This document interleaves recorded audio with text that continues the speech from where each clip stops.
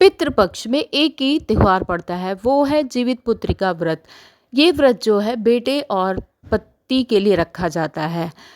हारी के सहारे खाटू वाले श्याम बाबा का जयकारा लगाते हुए ओम श्री श्याम देवाय नमः। आज की वीडियो की मैं आप लोग के साथ शुरुआत कर रही हूँ। जी हाँ, जीवित पुत्रिका व्रत जो है व्रत के एक दिन पहले से ही शुरू हो जाता है, जिसको हम नहा खा कहते हैं।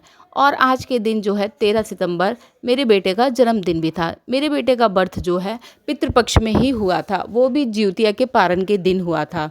तो मुझे आज जो है अपने बेटे के लिए थोड़ा बहुत कुछ ऐसा भी करना था जिससे वो खुश भी हो जाए। तो सुबह 3 बजे मैं उठ गई थी और अपने जो भी मुझे घर की हाउसिंग की क्लीनिंग है वो करने के बाद जो है मैं पूजा करने के लिए आ गई। उसको लड्डू बहुत पसंद है, इसलिए मैं उसकी पसंद का लिए लड्डू लेके आई थी। और फिर मैंने सुबह में पूजा की, भोग लगाया भगवान जी को। और भोग लगाने के बाद भगवान से प्रार्थना की कि उसको दुनिया में जो है जितनी भी खुशियाँ हैं उसको दें, और उसको सबसे ज़्यादा उसको स्वस्थ रखें, निरोग रखें, और उस जो भी वो कार्य करे उसमें उसको आगे बढ़ने की ताकत दे और उसको सफलता प्रदान करें। बेटे का बर्थडे था तो मुझे मंदिर भी जाना था आज। मार्केट तो मैं एक दिन पहले ही चली गई थी। जो भी हमें सामान लेना होता है जीवित पुत्रिका व्रत के लिए, वो सभी सामान मैं एक दिन पहले ही लेके आई थी। वो वीडियो मैंने आप लोग के साथ शेयर नहीं किया, लेकिन कुछ टाइम बाद मैं उसको भी आप लोग के साथ शेयर करूँगी। भगवान जी की पूजा करने के बाद मैंने भगवान जी को प्रणाम किया और अपनी गलतियों के लिए क्षमा मांगा और उनकी कृपा अपने ऊपर बनाए रखने के लिए आशीर्वाद मांगा। और फिर उसके बाद जो आज के दिन जो है छोटे छोटे बच्चे जो है मछली डिब्बे में किसी भी बर्तन में लेके घूमते हैं, वो मछली लेके आए थे। मैंने सबसे पहले मछली देखी और मछली देखने के बाद मैं सीधे किचन में आ गई। जैसा कि मैं पहले भी आपको बता चुकी हूँ कि पितृपक्ष में मैं सबसे पहले किचन में 3 रोटी बनाती हूँ। 1 रोटी गाय के लिए, 1 रोटी पक्षी के लिए, कौवे के लिए, और 1 रोटी जो है कुत्ते के लिए। तो सबसे पहले मैं किचन में आके मैंने 3 रोटी बनाई। धार्मिक मान्यताओं के अनुसार कौवा श्राद्ध का सबसे महत्वपूर्ण हिस्सा है। शास्त्रों के अनुसार कौवा पितरों का दूत माना जाता है। श्राद्ध में जब कौवे को भोजन कराया जाता है तो माना जाता है कि वह भोजन सीधे पितरों तक पहुंचता है। इसलिए सनातन परंपरा में पितरों को प्रसन्न करने के लिए कौवे को भोजन कराना आवश्यक माना गया है। और गाय को रोटी खिलाने से जो है देवी देवताओं का आशीर्वाद पितरों को मिलता है, और कुत्तों को रोटी खिलाने से जो है पितरों का तर्पण होता है। 3 रोटी बना के मैं चली गई, गाय, कुत्ते और पक्षी को रोटी देकर आ गई और फिर सीधे किचन में आ गई।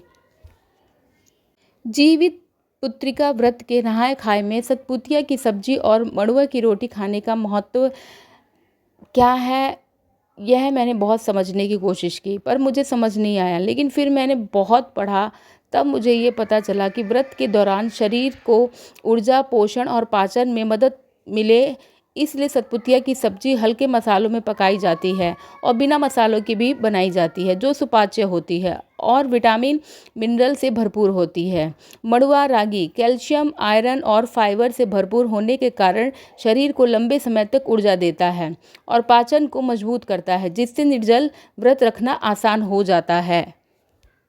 शादी से पहले जो है मैं आलू और टमाटर छोड़ के कोई भी हरी सब्जी नहीं खाती थी, लेकिन जब मेरी शादी हुई तो शादी के बाद जो है मैं सारी सब्जियां खाने लगी।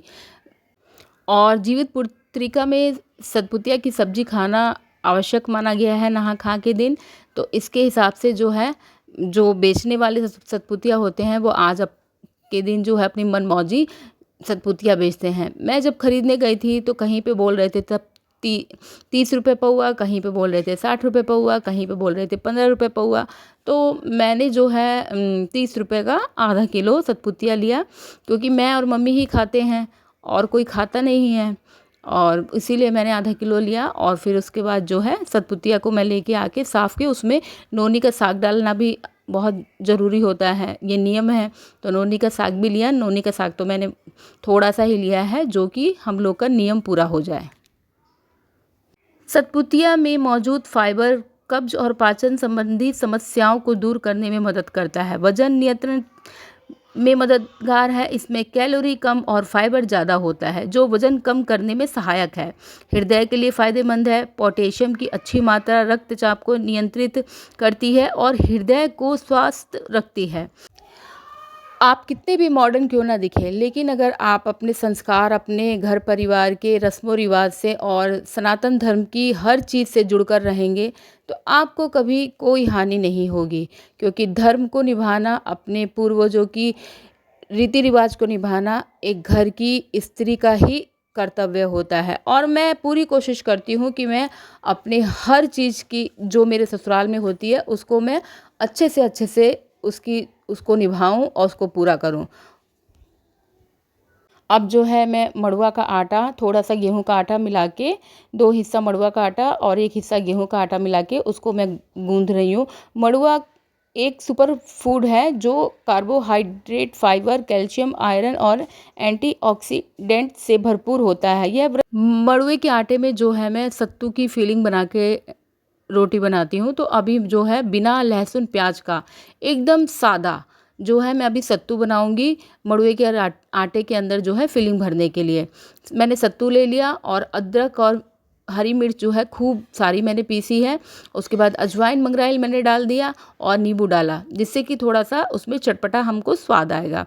फिर उसमें मैंने सरसों का तेल डाला और उसमें मैंने साफ़ नमक डाला अलग से, क्योंकि हम लोग जो रोज़ इस्तेमाल करते हैं उस नमक को नया डाल के मैंने अलग से नमक रखा हुआ है व्रत के लिए, वही नमक मैंने डाला। और फिर मैंने सत्तू के लिए पूरी तरह से अच्छे से बना दिया और सतपुतिया की सब्ज़ी हमारी बन गई है। इसको मैंने चीलो सियारों के लिए निकाल दिया है, जो कि हम लोग रात में उन लोगों को खाने के लिए देते हैं जिनके लिए हम व्रत रखते हैं, जिनकी हम कहानी सुनते हैं। अब जो है मड़ुआ की लीटी का आटा जो है मैं सत्तू की फीलिंग डाल के जल्दी जल्दी बना रही हूँ, क्योंकि मुझे मंदिर भी जाना है। ये दिमाग में रखते हुए मैं सुपर फास्ट जल्दी जल्दी काम कर रही हूँ। शाम के टाइम भी जो है हमारे यहाँ पुआ पूड़ी बनता है, किसी के यहाँ उठंगन बनता है। तो मेरे ससुराल में जो है पुआ पूड़ी, सेवई और बिना लहसुन प्याज की सब्जी बनेगी। तो आज बेटे का बर्थडे भी है, तो कुछ लोग मेरे घर पे भी आ रहे हैं, तो इसलिए मुझे 8 से 9 लोगों का खाना भी बनाना है। तो जल्दी जल्दी उसी के लिए मैं सुपर फास्ट की तरह काम कर रही हूँ, जिससे कि मेरा सभी काम जो है अच्छे से हो जाए। लेकिन मंदिर तो मुझे जाना था। मम्मी बोल रही थी कि शाम को चली जाना, लेकिन मैं बोली कि नहीं मम्मी, मैं जल्दी से काम करके जो है सुबह में ही मंदिर जाऊँगी। शाम को मैं कोशिश भी करूँगी तो भीड़ भाड़ होने लगेगी, तो मैं जा नहीं पाऊँगी, और जाऊँगी भी तो मेरा मन नहीं शांत रहेगा। तो और मंदिर जो है शांत मन से जाना चाहिए, इसलिए मैं घर का सारा काम करके ही मंदिर गई थी। और फिर मैं सबसे पहले बालेश्वर भगवान के यहाँ आई, फिर उसके बाद जो है मैं काली माँ के मंदिर गई, फिर उसके बाद हनुमान जी के मंदिर गई, और हनुमान जी के मंदिर के बाद जो है बगल में जो विष्णु जी और लक्ष्मी जी के भी मंदिर गई। क्योंकि मैं जब एक जगह मंदिर जाती हूँ तो 2-3 ऐसे मंदिर है वहाँ पे ज़रूर जाती हूँ। वीडियो पसंद आए तो लाइक, शेयर एंड सब्सक्राइब करना बिल्कुल ना भूलें।